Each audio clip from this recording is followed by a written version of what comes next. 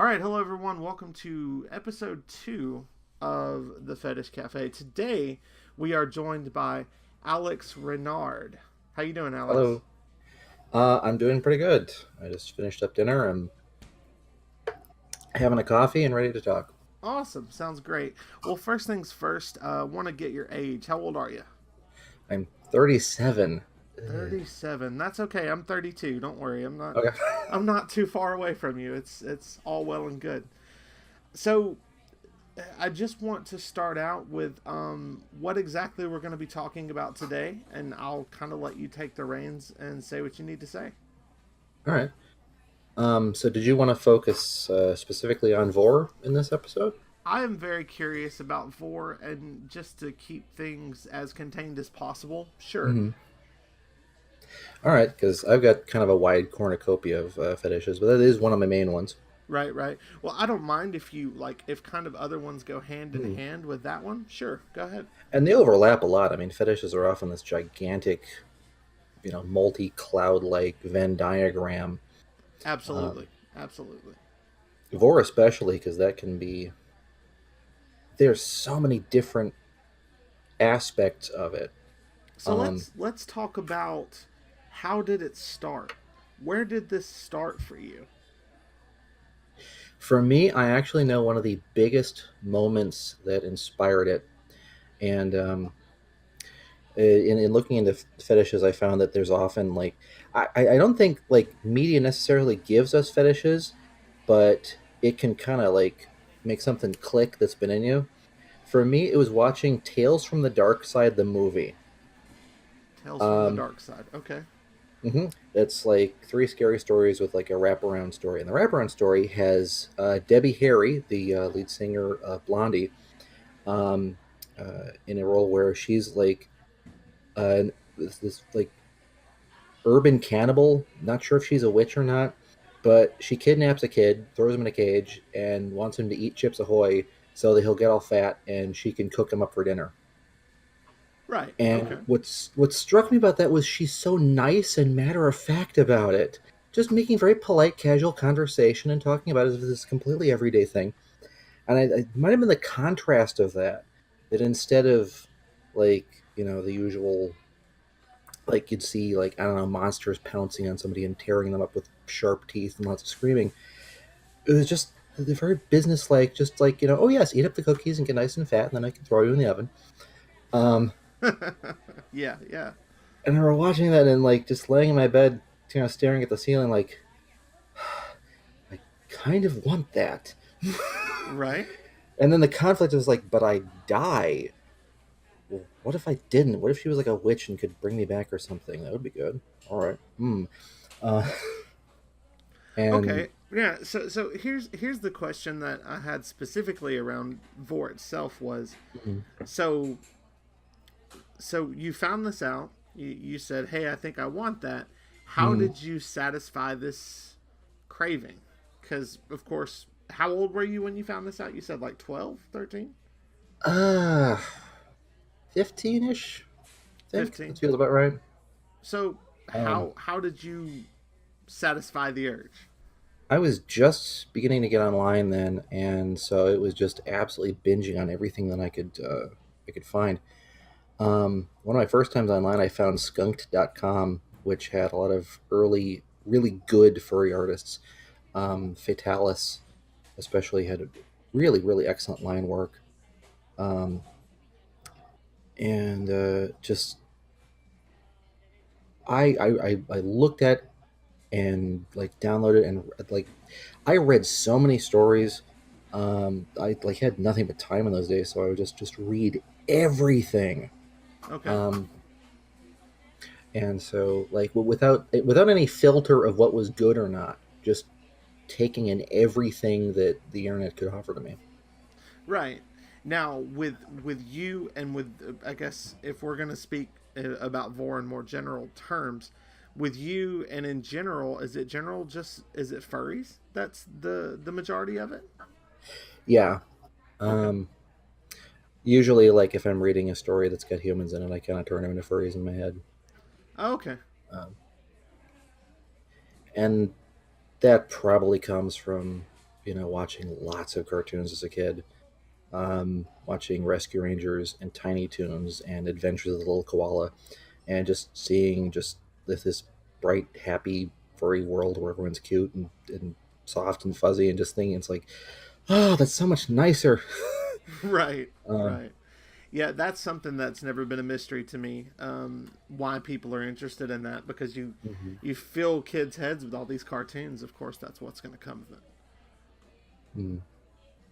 So For me, I didn't have the best childhood too, so cartoons were an escape, and it's not surprising that, um, both in terms of just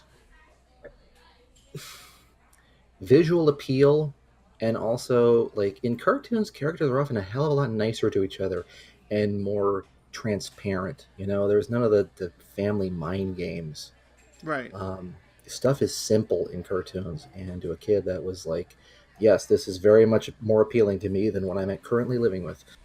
yeah, absolutely. I understand that, and it's a nice escape too. I mean, it just Hmm. helps you pull away. So, so then I'm sure it continued. You just started absorbing everything you possibly could, Hmm. and then you got a little bit older, and I guess you started realizing there was a community out there for this. Hmm. I actually started off doing Rescue Rangers fan fiction. Okay. Fan fiction is like a really good sandbox to kind of play around in, because you can mess around with somebody else's characters and settings that are established, and um, just mess up and be terrible at that, and then eventually get confidence enough to write your own stories. Right. Um, so I didn't like seek out any specific Vore related areas. It was just kind of ended up floating towards Fur Affinity, having an account there. Um, and I like that because it was just such a huge chaotic site. It wasn't like a small group. Fur Affinity was like this giant mall of fetishes. It was like this chaotic carnival of everything, and I like that. Right. Right. So explain a little bit more how it became a sexual thing. Um, Because to me, and just coming from my perspective, is if you're going to be eaten, it's kind of like your initial thoughts. Oh man, I'm going to die. mhm. Like, I just don't. I'm trying to understand how that then slowly turns. um, there's a lot of different answers to that. Sure. Like the most basic is that, like, biologically, um, the way we're wired, like, fear can be sexy, Yeah. in this strange way of, I think it actually might relate to, like, an instinctual feel of like, if I'm gonna die, I should procreate right now while I still can. Right.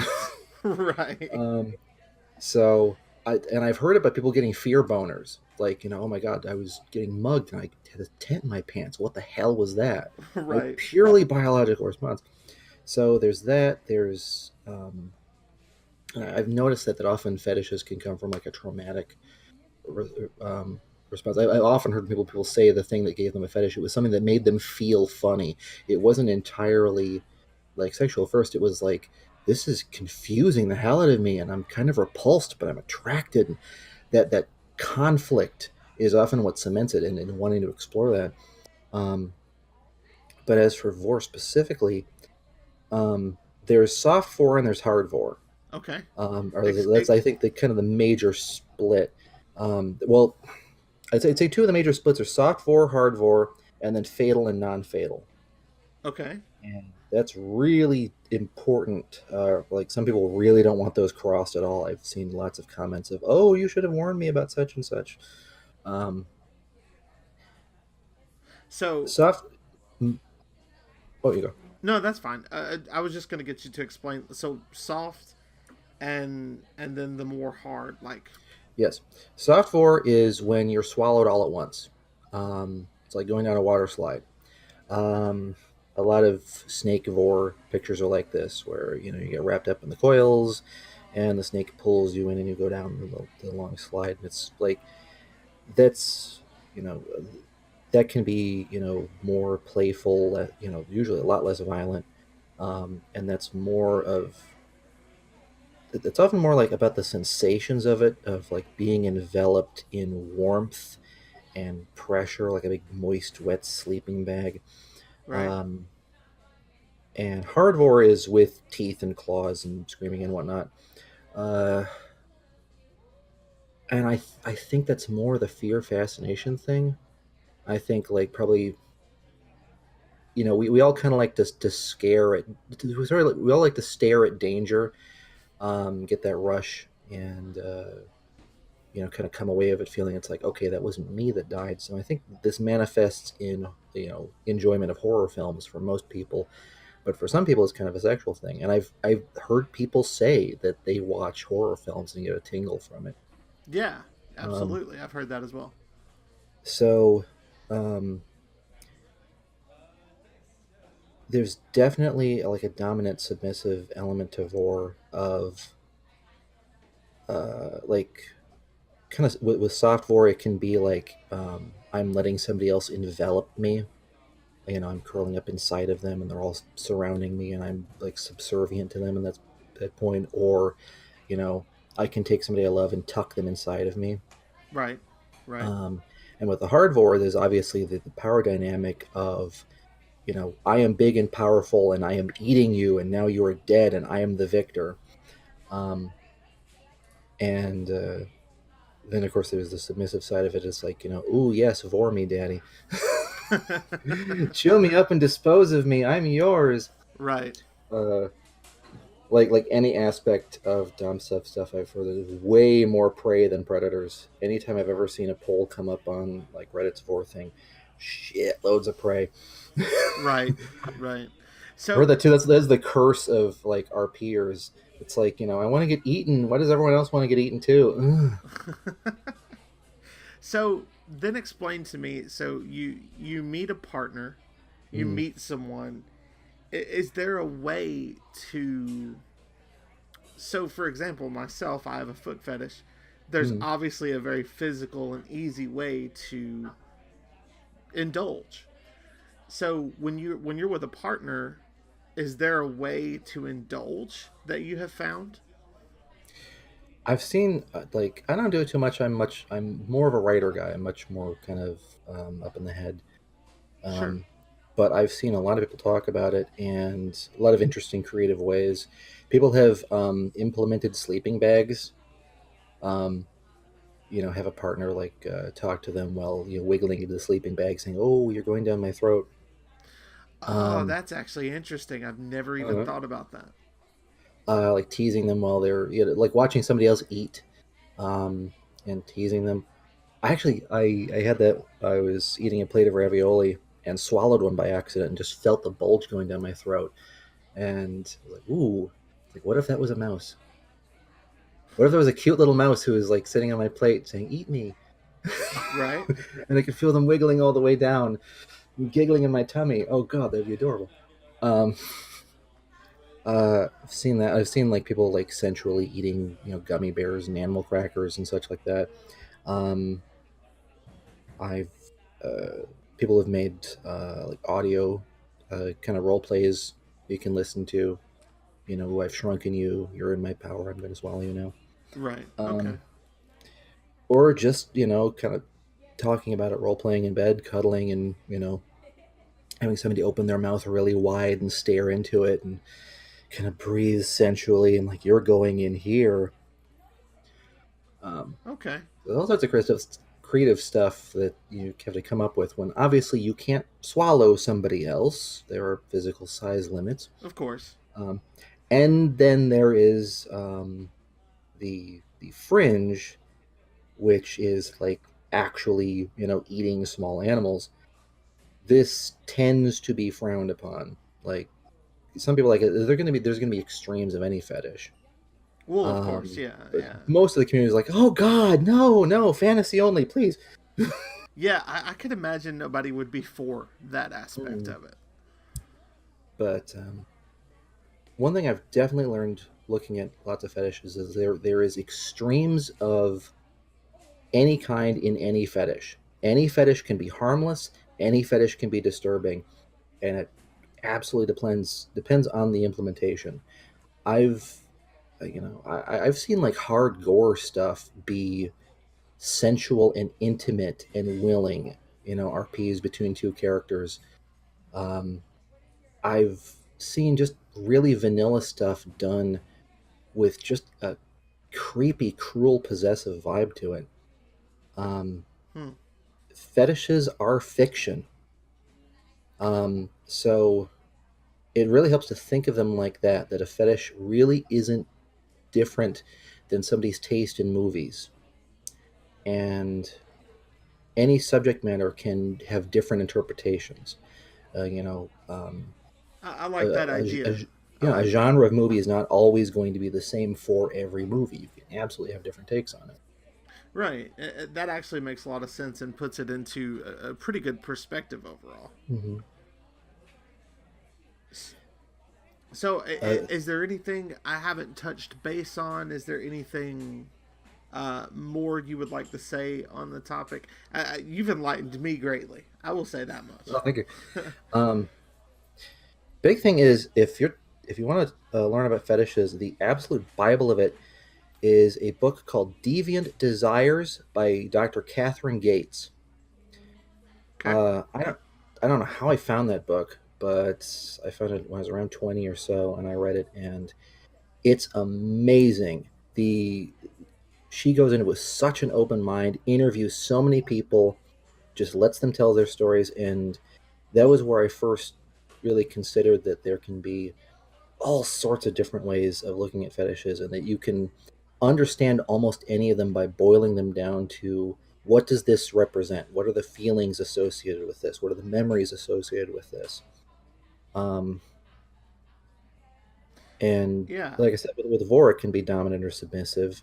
Um, it be like, oh yes, use me and abuse me, or I have power over you, or it can be closeness, togetherness, being so together that you actually, are swallowed up and absorbed by someone. Um, there can be even almost an infantilism aspect of it, kind of returning to the womb Mm-hmm. Yeah. with Yeah. the soft vor of going inside. Um, and I have to say it. that's In my time on the internet, I have only ever seen or come across soft vor. mhm. I've never even heard of hard vor. the the softer stuff is more common. Also, non-fatal is more common. That's another thing. I've Some people, want the permanence of it. I've seen um, artists and writers who specifically they want, if somebody gets eaten, they're dead. That's it, and it's the finality of it that it attracts them. That like this is a one-time thing. Uh, the idea that somebody would give them up to a moment so pleasurable that you can only experience it once and then that's it.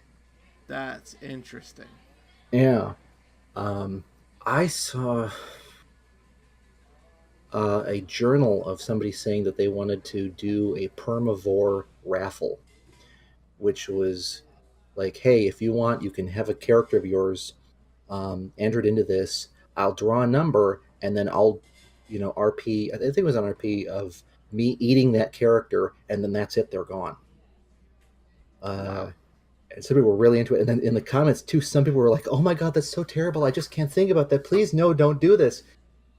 And it got really heated. The comments were a mile long, and I was just fascinated. It's like this is fiction, but people are getting really, really intense about this. I think one thing. So I got a very, I guess, vehemently frustrated, kind of angry response on the subreddit Hmm. about how it couldn't all be covered in a certain way, and I, I think people are concerned that what I'm attempting to do here is trying to shame anything or generalize anything, which is not what I'm trying to do. Hmm. This whole thing is so I want to hear people's stories. I want to hear how because the way you got here may be different from the way somebody else got here. Very much so. I completely understand that. And I just want to Mm. make it loud and clear, and I probably should have done this sooner, but I want to make it loud and clear that I'm completely open minded to any of this stuff, and I'm here to just listen and understand more. Excellent. And Best way to approach it. you've really told me a lot that I was just completely unfamiliar with. Mm. Thank you. One of my like early stories that really took off was Bartleby's Descent.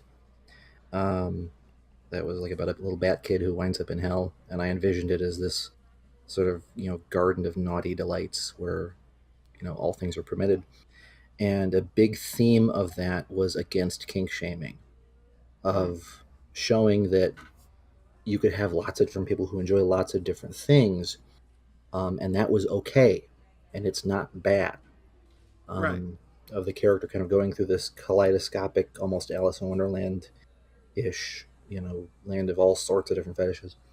And I think that really resonated with people. That really took off. I heard a lot of people say that that really made them rethink certain fetishes, and I like that because why shouldn't we enjoy a wide variety of stuff in the same way that we enjoy fiction? Right. Uh, Absolutely. I also love your movie analogy. Like everybody likes different mhm. genres, and that's okay. It's like if we can accept that, then we could easily accept that somebody Mhm. else is into something completely different than Yeah, what if you somebody are. says, oh, I love watching, true crime stories, I love watching stuff about serial killers, um, there might be a little bit about that, but it's not the same as uh, you know, I jerk off to stories about characters getting eaten, butchered. Right. Right. There's definitely a feeling that like if you enjoy it sexually, you must want that to exist in real life. Um, I saw that with like a lot of condemnation of 50 Shades of Grey, which you can say that's a badly written, but people weren't getting it's like this is porn. This isn't supposed to be depicting the BDSM lifestyle perfectly. It's an extreme exaggeration. it, it's it's a fetish, and like that's often why a fantasy gets somebody off is because it's beyond what could happen in real life. It's beyond what you would want to happen. Right. It's it's taking what you want and just exaggerating it. And exaggeration often plays a big thing in kinks. Um, It really does. It really truly does. So I am going to close here, but I do want to say, is there anything you would like to say to anyone listening that you haven't already said? um, Enjoy what you enjoy. Um, don't be afraid to go out and find a little community and talk about it. No matter what you enjoy, there is somebody else out there who will enjoy it as much as you do, and you could have a fun, fantastic conversation, and maybe RP and calm your brains out. 100%. I have to say, as someone with a foot fetish, I thought it was the strangest thing growing up. And then when I got older and I found just the community of people, that I was just like, oh man, I could just talk to all these people and they feel the same way. Mm-hmm. Everybody has that. I promise Yep. you. If you're listening to this, everybody has that. It doesn't matter what you're into. It's out there.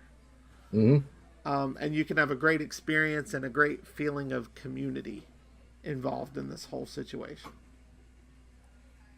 Alex, it's been a pleasure, man. I really Yes. appreciate your time. Thank you so Mm-hmm. much for the conversation we've had. I actually am supposed to speak to someone else about Vore, so I'm very curious as to hear what differentiate is different. We'll just say Mm-hmm. from you and him.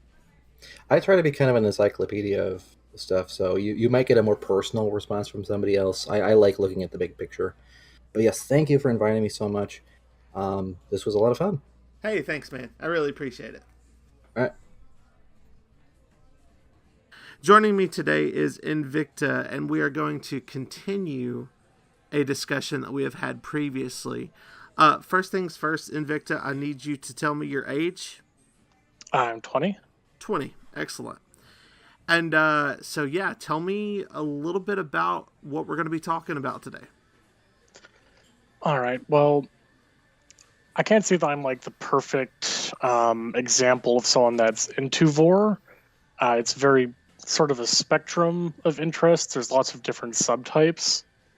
Um, Personally, I prefer when what's called the prey, which is the person being swallowed or inserted, is smaller than the predator.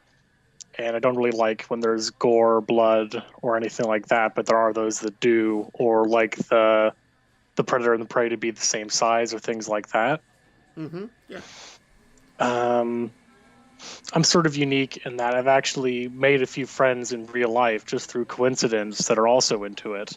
I roomed with three furries slash vorophiles for the last 2 semesters of my college. So I'm guessing that a vorophile is just someone who is into Vore. Yeah. Okay. Yeah, I've always just known it as Vore, so that's good to put a name onto that. Now, when did you realize that you had this kink? When did you how old were you, and what kind of led you here? So it only became a sexual thing for me when I was about 12 or 13. I've always sort of had sort of an interest in the idea of it since I was pretty small. Like I can remember sort of vaguely one time when I was about 5, I was put in timeout for some reason, and I was sitting in the timeout corner. I was imagining like some giant coming and eating the entire school for some reason, and then like down the line, it didn't really change much until I started to hit puberty, and then, like I said, turned into a sexual thing. And then I learned that it was a thing on the internet just from googling about it. Right. Okay. And so it was just your imagination. Did anything you found later really turn you and say, "Whoa, okay, this is something that." Um, I think I was on YouTube just googling or just looking up footage of like um like when doctors put a camera down inside of someone's stomach for some sort of medical procedure. Mm-hmm. I was Yeah. just searching like inside of stomach, and it was a clip of one of those like 8-bit Vore games that some people make came up in the results, and I played it. I hadn't heard the word Vore before, but then I saw that word and I looked it up again. I realized that there was a lot more of it out there, and I just kind of went down the rabbit hole from there. Okay. Cool. I mean, so have you ever, when you first kind of figured it out, did you tell anybody? Did you talk to anybody else at first? No, I kind of realized it was a thing that isn't really a good idea to talk to other people about. Um, when I was 16, I told a friend from high school about it, and I don't think it really registered with them much because it never came up again. But then in my first semester of college, I joined the RPG club, like D&D type stuff, and I learned that a few people in that club were into it, and we sort of became friends over that and stuff, and then we ended up rooming together. Okay, cool. So eventually you found, like-minded people. Hmm. Now, when you have, so you said you're into the prey, you're into the peaceful stuff. I've heard it described as soft vor. Yeah, that it's not necessarily peaceful, but there's no gore. Right, right. Yeah, maybe that was the wrong choice of words. But yeah, so you don't like the gory stuff. You just like the straight swallow, right? Yeah. Okay. Okay. Now, have you ever had any partners that you confided in about this? I haven't had any partners to confide it to, unfortunately. Oh, really? Okay. That's understandable. Um, so let me ask you this, and this is the same question I asked someone else too. So, is it just do you just have to rely on the fantasy end of things since obviously you can't get eaten in real life? Do you just have to rely on the fantasy side of things? Is there anything physical that kind of gives you that vibe or that feeling? Yeah, usually it's just I look at art, I read stories. Um, I know there are people that have tried to recreate it on their own. Like I saw a post on Reddit, on the Vore subreddit, with a guy who was trying to make something out of a trash bag and some boxes. And I think that kind of thing might be nice to have, but it would take up a lot of space and be hard to explain to someone if they came into my home. Right, right. Yeah, and the reason I asked that question is because as someone with a foot fetish, it's a very easy thing for me to, it's a physical thing I can Yeah. participate in. I think it's easier for people that fantasize about being the predator rather than the prey, because I know that some of them enjoy like swallowing gummy bears whole and things like that. Right, right. So that's not something you're into, though. So that doesn't even. Yeah, that's not something I've ever really tried. Gotcha. Gotcha. Okay, well, I mean, we've really rounded the bases a lot faster. Is there anything more you want to say about it? Anything more you would say to someone listening? Um, it's not even sexual actually for everyone that looks at Vore, because Okay. I mentioned that I lived with a couple of people who were into it, and one of them, he was actually the moderator in a pretty big Discord server for it. And for him, it's not really a sexual thing at all. It's just something he kind of enjoys doing or like role playing. Sure. And I don't really understand it, but it's a thing that it exists. Yeah, I'm trying to think of anything else. Well, see, that's the thing. So if it's not a sexual thing, it's just something you enjoy. Um, that avenue, that avenue is just a little bit different to me because the way I've always heard it is that when we're very young, we get impersonated. There something is impressed upon us, and I can understand where Vore comes from in that aspect. But for it to become a sexual thing, it's kind of the curiosity for me. Yeah. So For me, I think the sexual aspect of it comes from like feelings of powerlessness, because I think most of my fetishes, because I do have multiple that are on the weirder side, of come course, from a place of me fantasizing of being in a place of being just completely dominated by someone else. And so, gotcha. like, being inside of someone else, that's a very vulnerable position to be in. That's sort of where I get the sexual aspect of it for me. And I think that for some people also, they like willing Vore because then it's like a thing of trust, like if two friends do it with one another, but I like it when it's like a dominance thing. Right, So it comes in it comes in a whole lot of different flavors. right. It absolutely does, and that's kind of the reason I wanted to talk to multiple people was to get different angles from it, and I Hmm. also want to get personal stories, just from people because the way you may have came to it is not the same way somebody else came to it. Yeah. But yeah, that's very interesting. I really don't have any further questions for you. I just want to thank you so much for your time. Okay. And yeah, you're absolutely welcome to come back on the show if you ever want to be a part of anything else. Okay. If you ever do anything that's about like transformation, then I could do something for that too. Right, right. I will definitely hit you up for that. But as of now, I'm just gonna wrap it up and finish up with the Vore. Thanks everybody for listening. And is there anything you want to plug? Do you write any stories or anything of that nature? Yeah, I do have a fur affinity. It's Invicta Carnelian, all one word. Okay. I've posted some art there recently. Okay. Perfect. It's just another way to get that out there too. Thank you for your time, and I hope you have a good one, man. Yep, it was great to be on. Thank you. Thanks. Thanks so much to all the listeners out there. Thank you to the guys that interviewed with me. Everyone was excellent. I do want to apologize to Marcus for losing his audio. That was my apologies. But this concludes our episode on Vore. And I really hope you like the show. If you want to hear more, please subscribe. And we will see you next time in the Fetish Cafe. Thank you so much.